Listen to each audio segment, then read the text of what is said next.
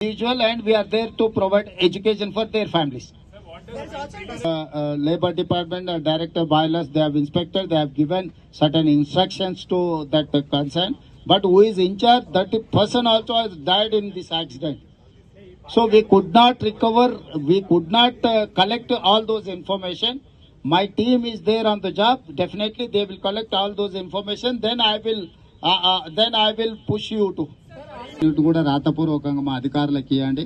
మీరు చేసిన ఫిర్యాదును మొత్తం పరిగణలోకి తీసుకొని ఏ విధంగా ఇలాంటి తప్పిదాలకు పాల్పడుతున్న వాళ్ళ మీద చర్యలు తీసుకోవాలనో ప్రభుత్వం తప్పకుండా చర్యలు తీసుకుంటుంది. మొత్తంతో ఏం పని మిత్రమా, మంత్రుల పర్యవేక్షణతో పాటు ఈరోజు నేనే స్వయంగా ఇక్కడికి వచ్చి దుర్ఘటనను పరిశీలించి దీనికి సంబంధించిన వివరాలను సేకరించి దానికి సంబంధించిన ప్రభుత్వం తీసుకోవాల్సిన చర్యలను అన్నిటిని కూడా ప్రభుత్వం చేపట్టవలసిన బాధ్యతను కూడా ఈరోజు అధికారులకు ఆదేశాలు ఇవ్వడం జరిగింది.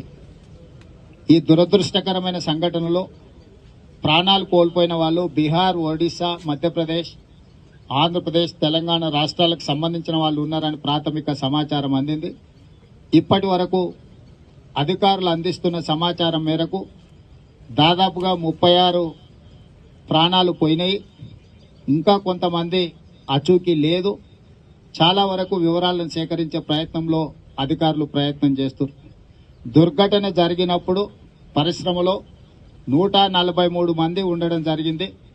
అందులో దాదాపుగా 58 మంది ఇప్పటికీ అధికారుల దృష్టికి, అధికారులకు టచ్లోకి వచ్చింది. మిగతా వాళ్ళు కొంతమంది ఇంకా శిథిలాల కింద ఉన్నారా, లేకపోతే భయంతోనే ఎక్కడికైనా పోయి ఇంతవరకు ప్రభుత్వ అధికారులకు టచ్లోకి రాలేదా, ఈరోజు పర్యవేక్షిస్తున్నారు. ఏది ఏమైనా ఈ దురదృష్టకరమైన సంఘటనని ప్రభుత్వము చాలా తీవ్రంగా పరిగణిస్తుంది. దీనికి సంబంధించి చనిపోయిన కుటుంబాలకు ₹1 కోటి నష్టపరిహారం ఇప్పించాలి. పరిశ్రమ వాళ్ళతో మాట్లాడి ప్రభుత్వం వైపు నుంచి, పరిశ్రమ వైపు నుంచి చనిపోయిన కుటుంబాలకు ₹1 కోటి నష్టపరిహారం ఇవ్వాలి అని చెప్పి నేను ఆదేశాలు ఇవ్వడం జరిగింది. ఆదేశాల ప్రకారం మా మంత్రులు పరిశ్రమ యజమానులతో మాట్లాడి ప్రభుత్వం వైపు నుంచి సహకారం తీసుకొని వాళ్ళకి నష్టపరిహారం అందించడం జరుగుతుంది.